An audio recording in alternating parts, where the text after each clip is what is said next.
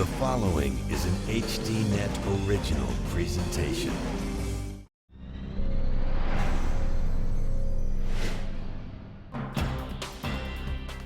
Tonight, faith and health insurance.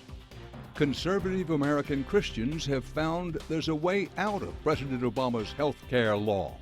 I'm a Bible-believing Christian. I want to associate with Bible-believing Christians because I know that their lifestyle is such that they're making better lifestyle choices. And a small-town lawsuit may expose some of big business's dirty secrets when it comes to hiring or not hiring American workers. What's significant is the lengths that these companies will go to, including breaking the law to avoid hiring Americans. Also, 10 years since a major scientific milestone. What have we learned, and how much do we still not know? This generation has gotten to read the notebooks that evolution has been keeping in the genomes for the last 3.5 billion years. We'll bring you the news tonight on Dan Rather Reports.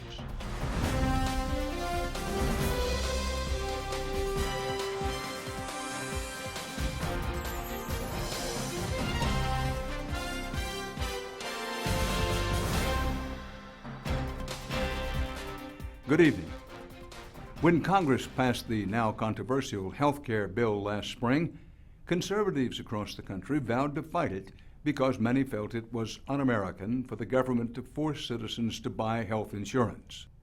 They took their battle to the ballot box, to the halls of Congress, and to the courts. But it turns out that there's a small provision in the bill itself that provides an out to what is known as the, quote, individual mandate. Buried in Section 5000 of the Affordable Care Act is a paragraph saying that members of what are known as health care sharing ministries are exempt from buying health insurance. Health care sharing ministries have been around for years as a Christian alternative to traditional health insurance.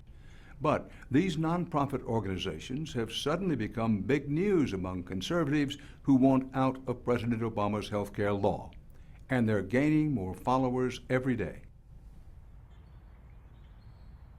A gray office in Peoria, Illinois. Trucks rumble by to nearby warehouses. A scene that hardly seems like the epicenter for a movement that critics say could help undermine President Obama's signature legislative achievement. This is the headquarters for Samaritan Ministries International.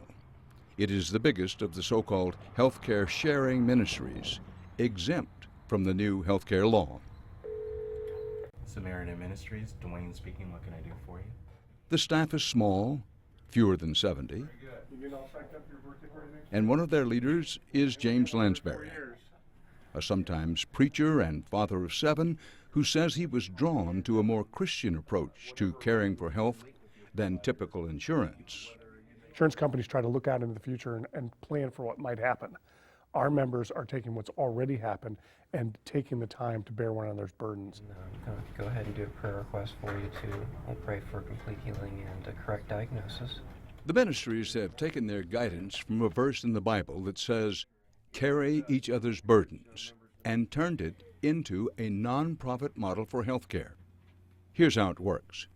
There are no premiums, no co-pays, but each member of the faithful is told at the beginning of the month where to send their $135 monthly fee, and it's always to another member who has a medical bill.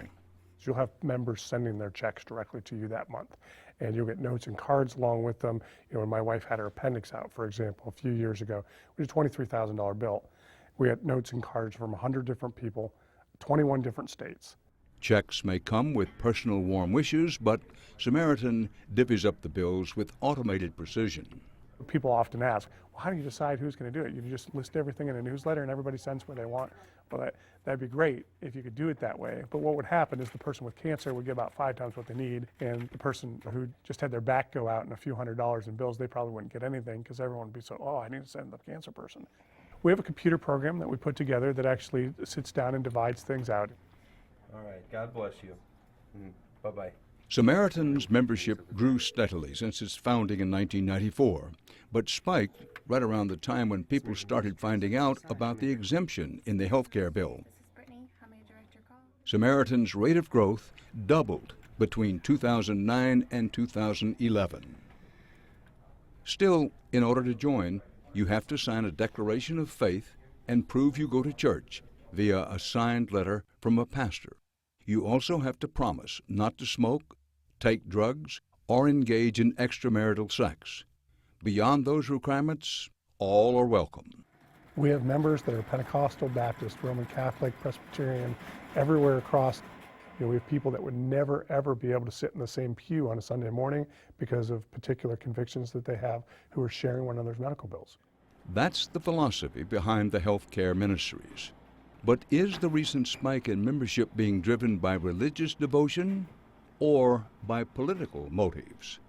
One way to gauge is to look at the pamphlets the sharing ministries send to prospective members that say things like, quote, "There's still health care for people of faith after health care reform." And don't be deceived by the soothing promises made by the proponents of government regulation.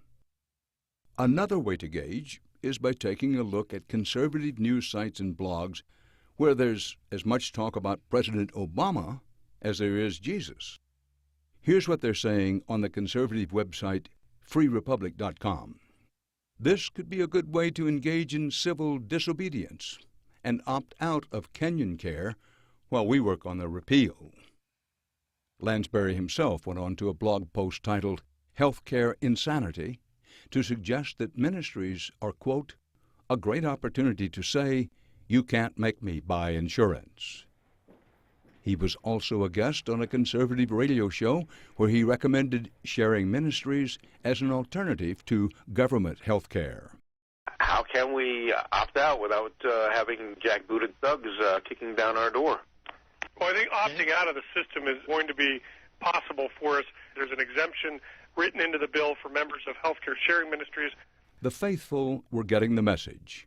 On a different blog, under the headline, quote, "Obamacare Travesty," the author says the law takes away Americans' freedom to practice their faith and talks about joining a health care sharing ministry. That post was written by Mike Holtzinger of suburban Everett, Washington. Oh, good question. Do I consider myself a Tea Partier? I have never attended a Tea Party function. Do I agree with them? Absolutely, I do. He and his wife, Dawn, joined Samaritan last year after his insurance premiums kept rising. Then it went up to $982. Every time that check would come across my desk and I'd have to mail that out, I was angry. I didn't like it. I thought, I personally am crippling the ministry of my church. A person who's truly born again by nature desires. Holtzinger is a pastor of a small congregation, so the health care ministries did appeal to his faith. They also appeal to his political beliefs. He blames health care reform for part of his insurance rate hike, and he's worried about what he perceives as a creeping government takeover of health care. So he followed the development of the individual mandate closely. I was fully aware that that was there.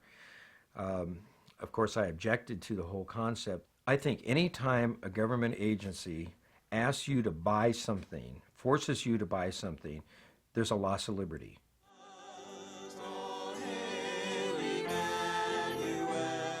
Pastor Holtzinger said it felt liberating to be able to opt out of the individual mandate by joining a health care sharing ministry.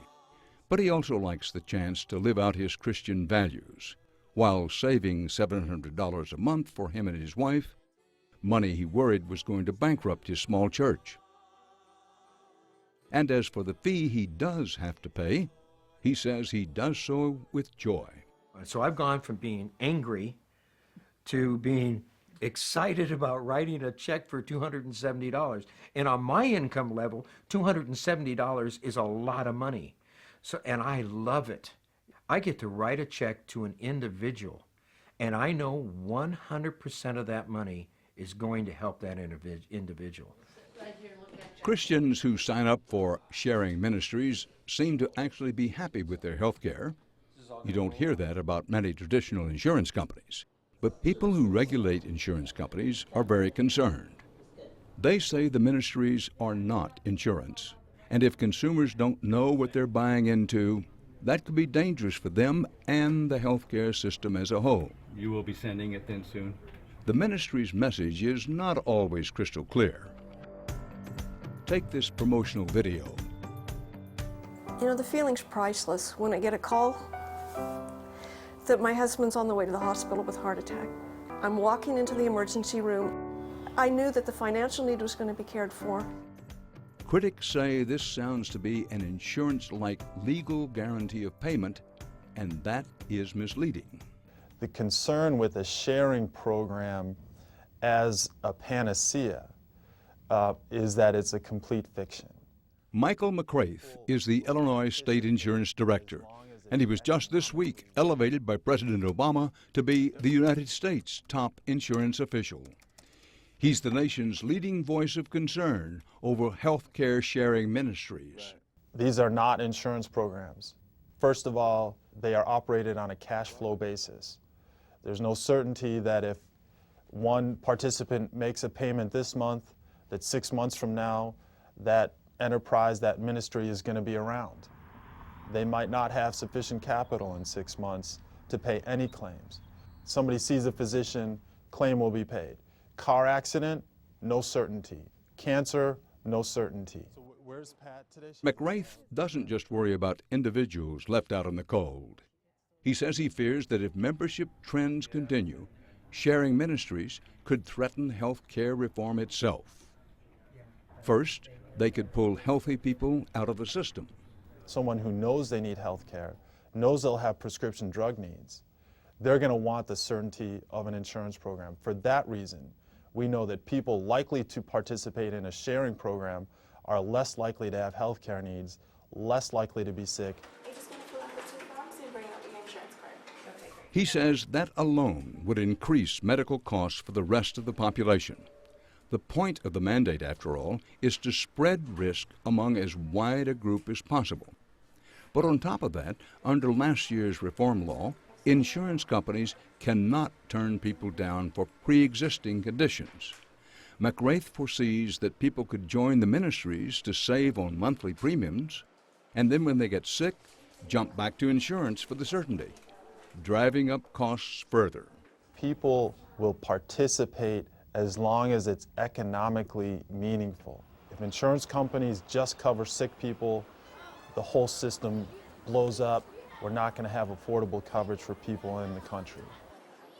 Critics say another threat posed by sharing ministries can be found in the fine print. Those costs which are never shared. Routine medical exams, physicals, shots, anything up to $300 will not be reimbursed. Prescription drugs for chronic conditions will not be reimbursed. Sexually transmitted diseases, never, unless they're transmitted, quote, innocently. Mental health, pre-existing diabetes, and heart conditions, not reimbursed. And most other pre-existing conditions have a waiting period before they come up for consideration.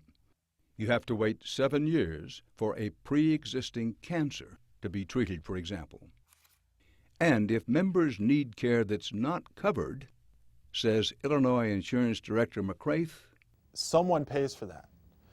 Uncompensated care is paid for by taxpayers who support the public health system and by those of us who have health insurance because our premiums are increased to cover the cost of those people who do not have health insurance. In fact, Director McCraith himself, as well as several other state insurance commissioners, went after the second biggest sharing ministry, Medi-Share, for putting itself out there as insurance and then abandoning its members.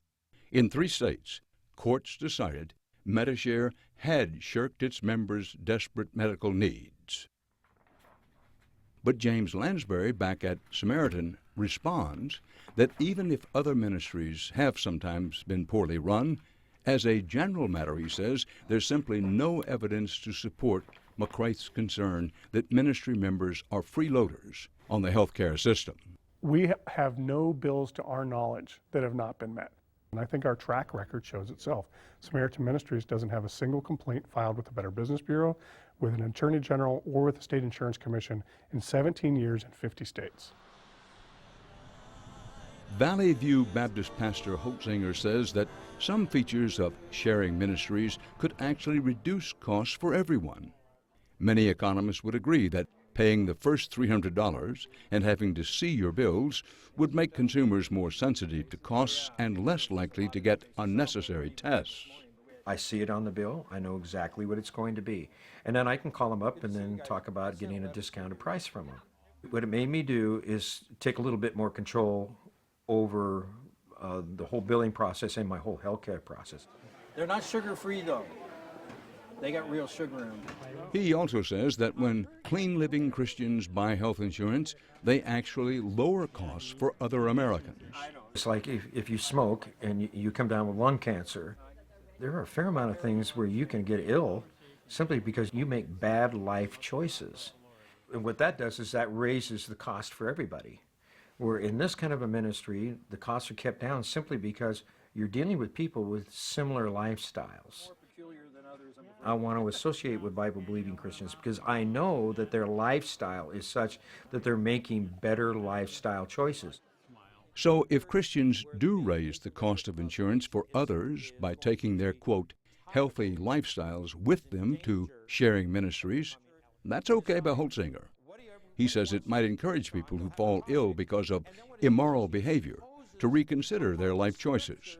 I think that when you start looking at the risk pool and you're talking about people who are high risk because of personal behavior choices in particular, they're going to find that their health care costs are higher and that they might want to think about a lifestyle change. And then there's this final thought. All sharing ministries together total only about 100,000 members, so national health care reform isn't under threat anytime soon. But do new members know exactly what they're signing up for? Insurance regulators in Washington state are wondering exactly that.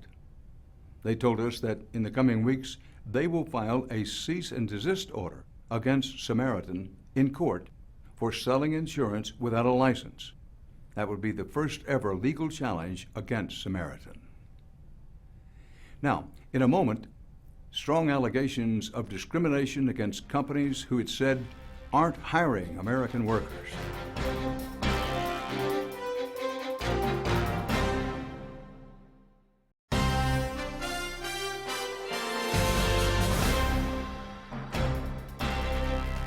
Welcome back. We previously reported on how companies are importing foreign guest workers and sending jobs overseas, even with historic numbers of Americans looking for work. It's part of an immigration system and trade policy that critics say undercuts American workers and bolsters corporate profits. Now we turn to new allegations of massive visa fraud and giant loopholes that critics say are allowing high-tech multinational companies to discriminate against Americans. It's a story that begins in a small-town courthouse in Alabama. Haynesville is 20 minutes outside Montgomery. Home to just over 1,000 people, it was long known as a stronghold of Jim Crow. But in the 60s, this rural corner of Alabama became a front line in the struggle for civil rights.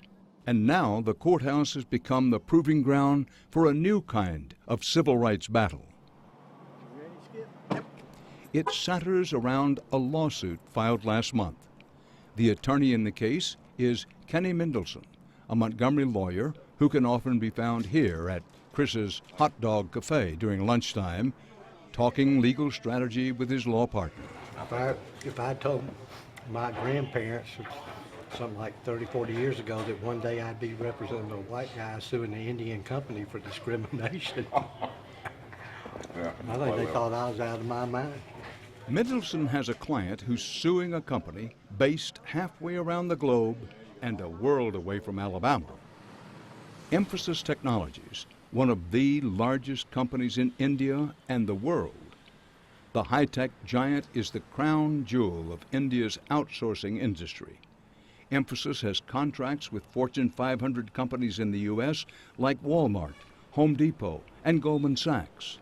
The company does everything from customized software systems to accounting. But not all the work is done in India. The company also brings thousands of Indians to work in the United States for jobs that used to be done by Americans. Attorney Kenny Mendelson says he'd never heard of Emphasis until he got a phone call last fall from an Emphasis manager, an American named Jay Palmer, who said he'd discovered that the company was flouting immigration laws by bringing in computer programmers from India. Palmer said he filed an internal whistleblower complaint, but that the company failed to fix the problem. Instead, Palmer said, Emphasis chastised him for refusing to be, quote, a team player. Last month, Palmer hired attorney Mendelson and sued the company for retaliation. Palmer declined to speak to us directly or even provide a photograph.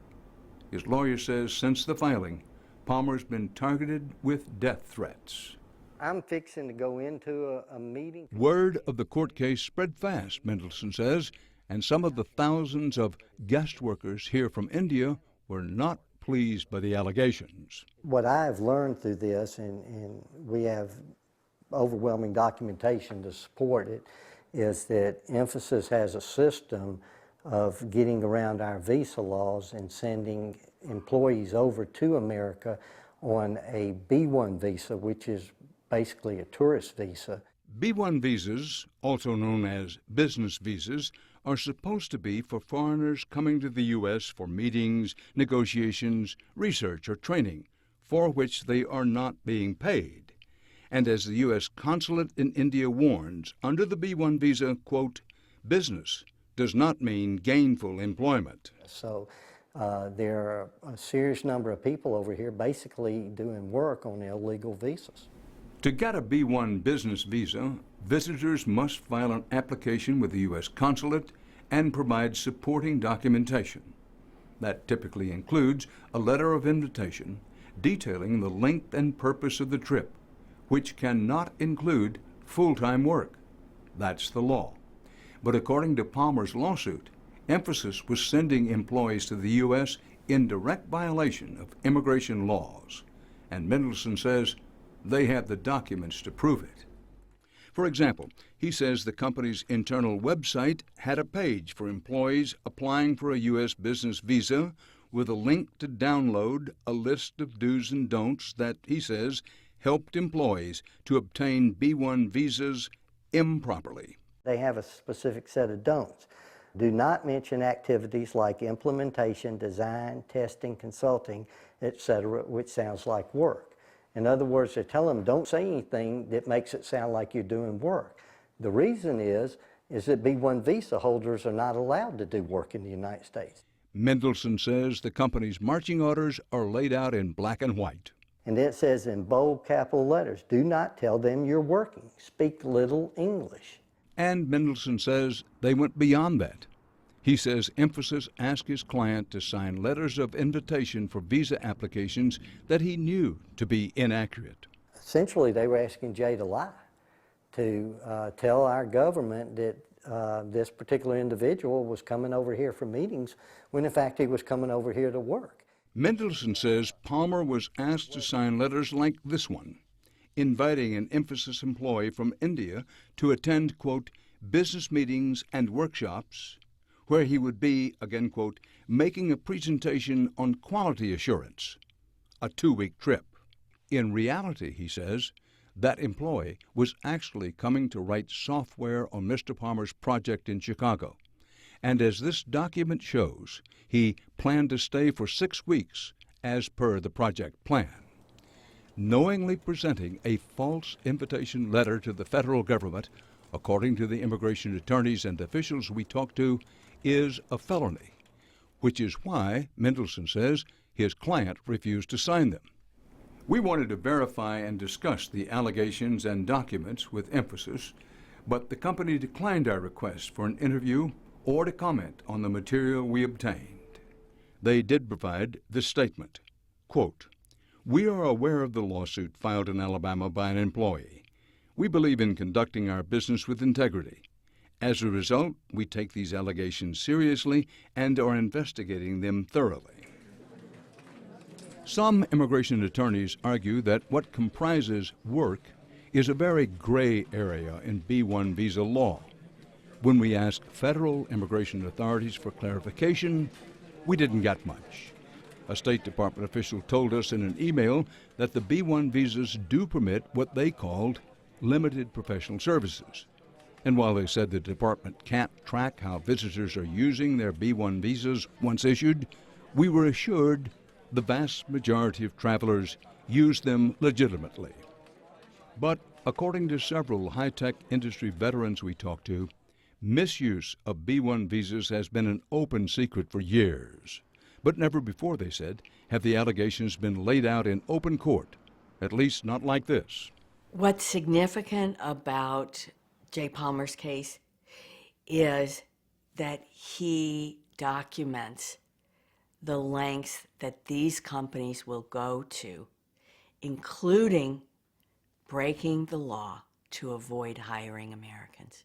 Donna Conroy is a tech worker activist in Chicago who's been in the industry over 30 years. We have an unemployment rate that is through the roof, and yet they chose to violate visa law and implement the business visa in order to fill these job openings here in the United States.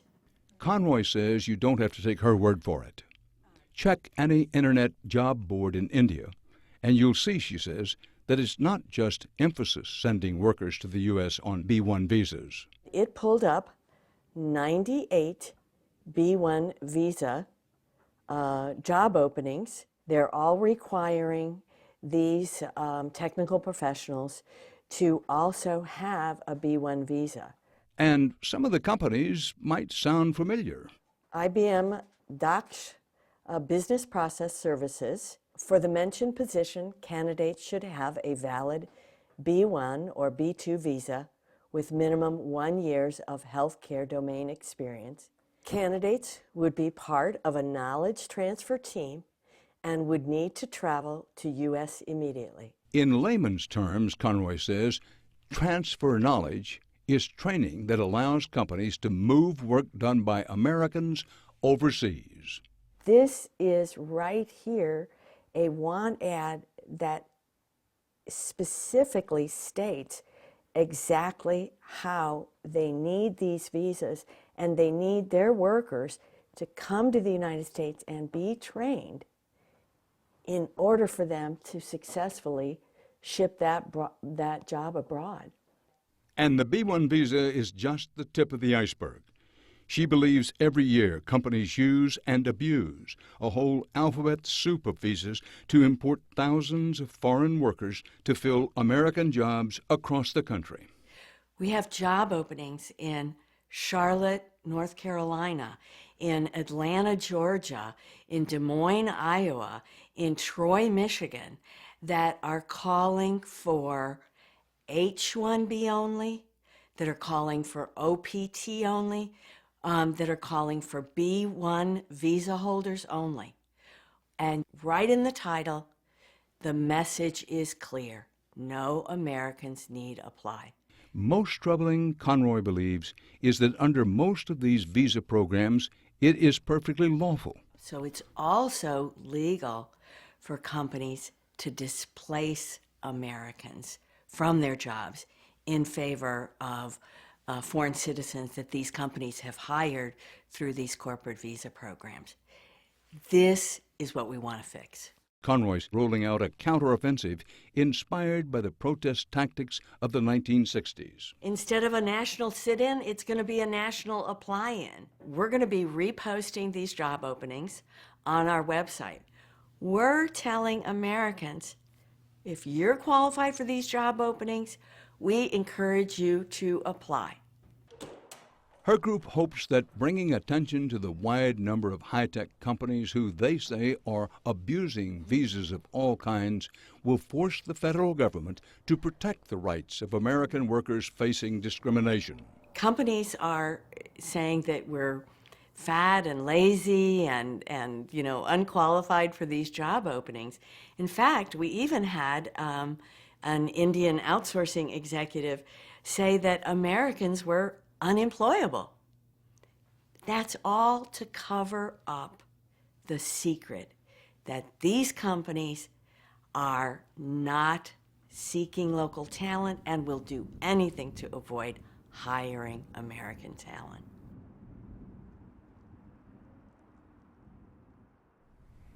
When it comes to guest workers in the high-tech industry, what's legal and illegal is a matter of hotly contested debate.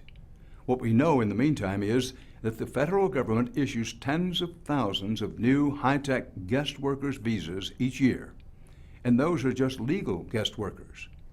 And when it comes to the millions of visitors on tourists and business visas, what they're doing here is anybody's guess. We'll be following this story in the weeks ahead, as we have in previous programs. If you have experienced discrimination like that which has been alleged tonight, send us an email at viewer@hd.net. Now, just ahead, celebrating a significant milestone in science. That's when we return.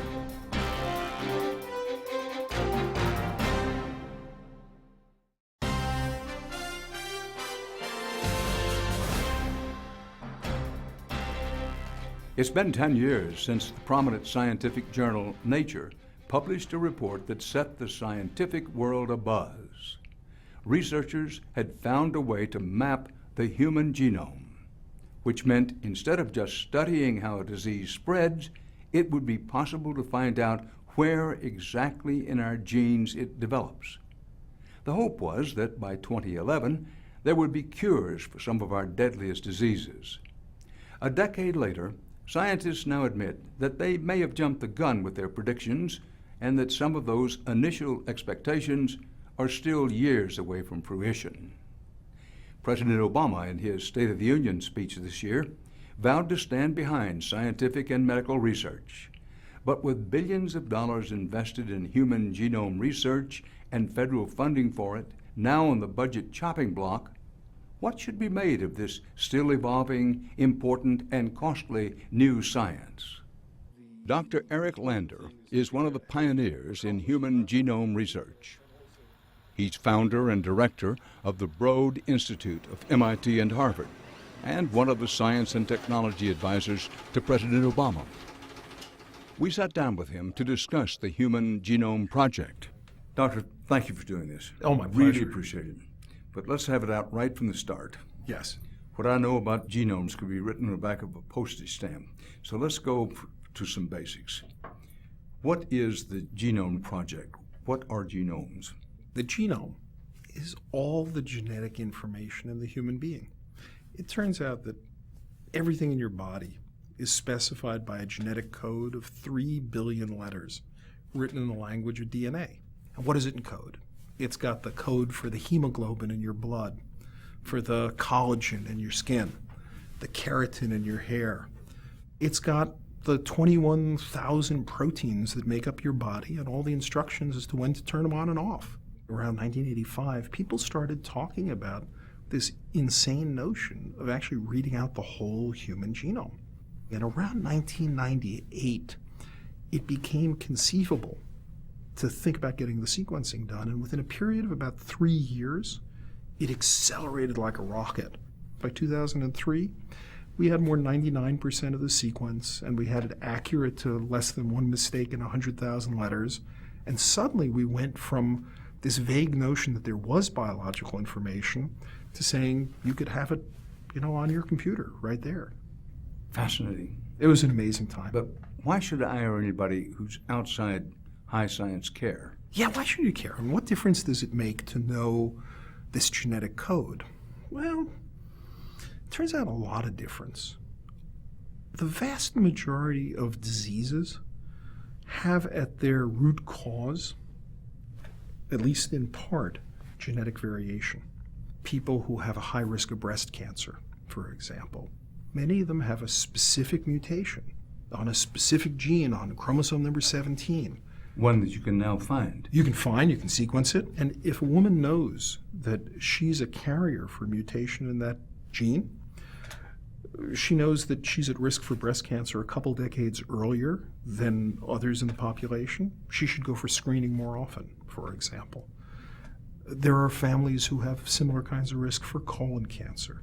There are lots of what we call rare Mendelian diseases, some not so rare, cystic fibrosis, the ability to find the gene for cystic fibrosis, and not just diagnose who has it, but begin to ask, what's the protein, what's broken, how might you fix it?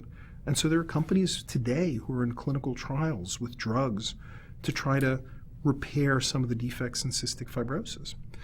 But that's just the start. Let's take cancer. People talk about cures for cancer. Well, it's a little nutty to talk about a cure for cancer unless you know what's wrong, what the enemy is. All cancers are caused by genetic changes. But until recently, really until the last couple of years, we haven't been able to systematically read out those genetic changes. This is an amazing period in the history of science because we're the first generation that has gotten to read, this generation has gotten to read the notebooks that evolution has been keeping in the genomes for the last 3.5 billion years. It is mind-boggling, the library that's been opened up to us. What is the single most important thing for regular people, the population as a whole, to know about genome research? It's probably that we're reading out blueprints for what's broken in many different settings. If you imagine trying to get your car fixed and you couldn't pop the hood and look under the hood and see what was broken, only very rarely would you be able to get it fixed. We now can pop the hood. We now can read blueprints. Well, we can at least see the blueprints. Over the next couple of decades, we're going to figure out how to use those blueprints. So people on the one hand should be optimistic, they should be committed, they should say it's a good public investment, and they should also resist the temptation to say that in the next year you're going to have cures for this or that. There'll be happy returns here and there from it at an increasing pace, but we need the public to be partners with scientists and having a realistic picture of what it takes to really change the world. Now, the United States of America led in genome research. Very much. The United States of America. Do we still lead? I think we do, although I can't say that's not without some worries on my part about whether it'll stay that way. Well, what are those worries? It takes significant investment. It worries me right now that we're doubting, at least in some quarters, whether we should invest like that as a country. Or whether we can afford to. We may want to, but can we afford it? Oh, can we afford not to? I think that's really the issue, is it's one thing to cut one's budget to be able to make ends meet in a certain way, but as a nation, if we're not investing in the future and we end up balancing the budget but end up without the technology base for the future that's going to create new industries, that's going to be a Pyrrhic victory. It really would be a mistake. We will not give our children a very good country if we give our children a country with too much debt, but we will also not serve our children well if we give them a country that does not have this innovative, this driving spark for science and technology and innovation. What about the argument that goes along these lines? Yes, doctor, I understand what you're saying, but this is better done by the private sector. Some things are better done by the private sector. Let's ask, what should be done in the public sector? What should be done in the private sector? What has worked in this country is a fabulous partnership between the public and the private. Some things belong in the public domain. If I'm going to create basic knowledge, how information is encoded in DNA, I can't control it, I can't patent it. Therefore, if I'm a company, I can't invest in basic research. I shouldn't invest. I can't go to my shareholders with a straight face and say, I should be using shareholder dollars to invest in basic research, because when I discover it, it's going to leak out and be available to many, many people. By contrast, I should invest in a particular drug in a bottle that I can patent, put into a clinical trial, and sell, because I can own and appropriate that. We have public goods and we have private goods. To make science work, we need both. Give me the argument that says basic scientific research is something we shouldn't be cutting, indeed we should be increasing our investment in. The argument, I think, is pretty clear. No entrepreneur in this country can afford to create the basic knowledge that they need in developing new drugs for cancer, if we care about American health, in developing new materials, if we care about advanced manufacturing in this country, in developing the next generation of cutting-edge computers that are going to run at speeds or have architectures. You can't ask a startup to do that because they can't possibly mount the capital to do it. We are investing, and we're going to see that return back. The return on investment, the ROI on that investment is positive and large, and we see it in companies, we see it in tax dollars, we see it in jobs. So where does the administration of President Barack Obama stand in this?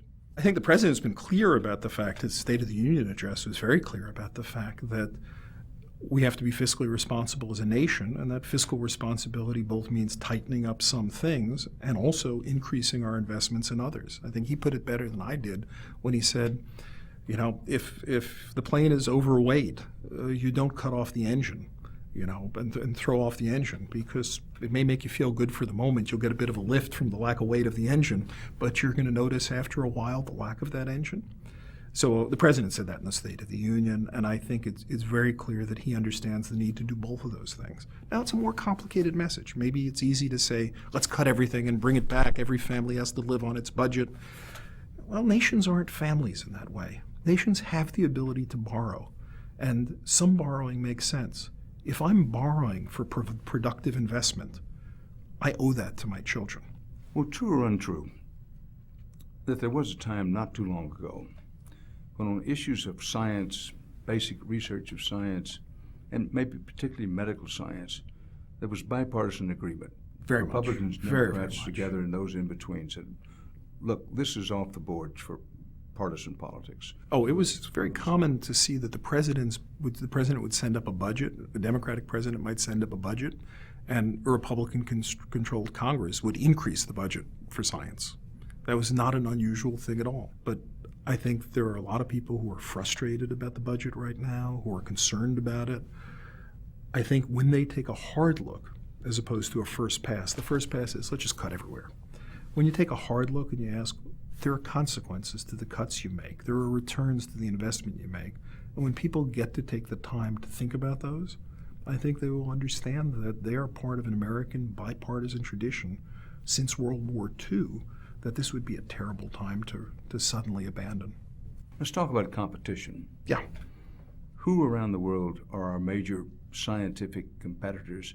Who has the potential to overtake us, particularly in the genome area? I don't think about it as competition in the science. Knowledge is knowledge. But where I do think about it as competition is economically. If we were to let up on the gas, if we were to say, let other nations invent things, I think we're going to see a tremendous impact on our economy from that. Because the people who then start companies, they're the smart young graduate students in programs. And if the best programs are in China and the best programs are in Germany, they're going to start their companies there. And once you lose that advantage, we're a magnet in this country. People want to be here because there are other people like them. There are other people who see the future and think anything's possible. If we were to ever lose that asset, that America is the shining beacon of innovation, no amount of money can buy that back. Are you worried that we're falling behind in teaching of science? I mean, I see something in the paper almost every other day that says our students in science, they're falling behind in interest in science, and they're falling behind in ability in science. You agree with that? Sadly, I do. There's so much we could be doing. I mean, science teachers. We don't have enough science teachers who are really well qualified in science. There are some great programs that have started around this country where they catch people early in their college career who are doing a college degree in science and say, you can also study teaching at the same time. Texas started a program like this called UTeach, which has been a model for many other universities. There is a hunger on the part of young people to teach. Now, I got to say, it would be nice if we paid them well. Over the next 5 or 10 years, where does genome research go, and how do we benefit from it? I'm pretty careful about making promises because People get the notion that when genome research is roaring, it's going to produce cures in the next 5 years or 10 years. It's not fundamentally what's going to happen. What genome research has done is it's given us the ability for the first time to figure out what's broken. We have been shooting in the dark with therapeutics. We try to make drugs, but we don't actually know what's wrong. Knowledge gives rise to therapy, but it does it over time frames of 30 years.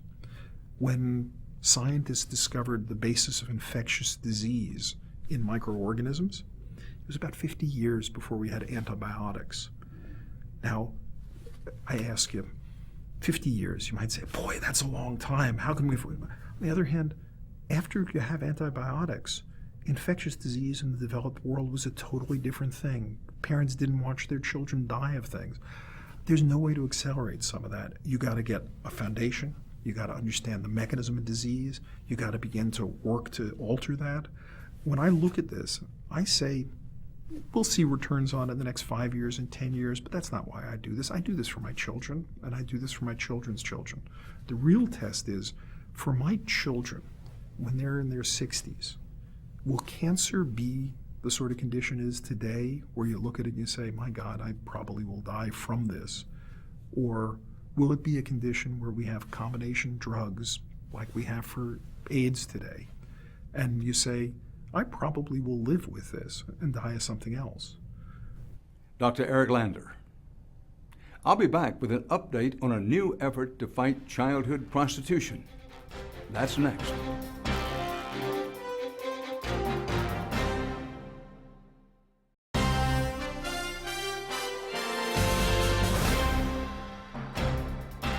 And finally tonight, an update to our report on the trafficking of children in the illegal sex trade. A year ago, we traveled to Portland, Oregon to tell you the story of how the city had become a hub for girls and young women caught up in the world of prostitution. There we met Sergeant Doug Justice of the Portland Police, who was leading efforts to rescue these girls. Well, these are kids. Okay, these are kids that are 10, 12, 13, 14 years old. It is the most troubling job I've ever done in police work. It drives me crazy. It keeps me awake at night. Since that report ran, Sergeant Justice has retired, but he continues to be an active advocate for these girls. Just last week, he was on Capitol Hill testifying in support of a bill designed to combat the domestic sex trafficking of minors. It is so important that we pass this bill. These are our kids, our children. The bill would give millions of federal dollars to trafficking hotspots like Portland for local law enforcement, as well as establish shelters so that these young victims can escape the cycle of violence and exploitation. One of the senators behind the bill was Oregon's Ron Wyden, who was driven to action on this national issue by the problems in his home state. That's why it's important that the United States Congress be a better and smarter partner in helping all of you and local communities, and that's essentially what our legislation would do. The bill has bipartisan backing, and its supporters say they are hopeful it can become law. We'll be following this story and let you know the progress of the bill. In the meantime, that's our report for tonight. From New York, for HDNet, Dan Rather reporting. Good night.